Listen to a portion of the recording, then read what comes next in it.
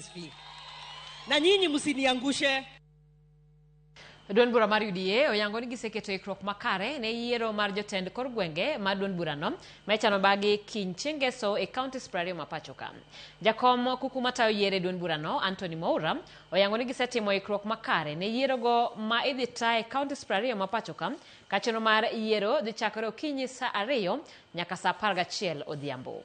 Oyango ni bende giseketo arita motegno e kuonde goyo ombulu go duto 12,800 kata sen goyo ombulu achiel ibiro riti gi obila 2 kaka yor neno ni chenro no ok obedo gi tulo mora mora.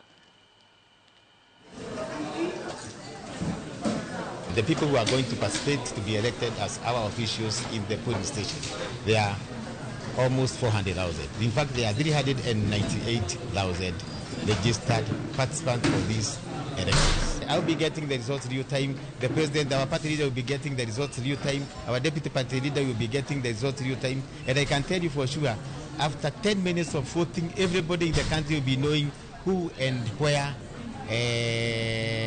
has election taken place and who have been elected. For each and every polling stations, we have hired 2 policemen. Out of 12,800 polling stations, each and every polling station will be having 2 policemen everywhere. And those ones, so tomorrow we'll be having 25,600 policemen manning our polling station. Each and every polling station, it will be manned by 2 policemen. So we don't expect there will be chaos. At the same time, our UDA voters and supporters are usually very peaceful.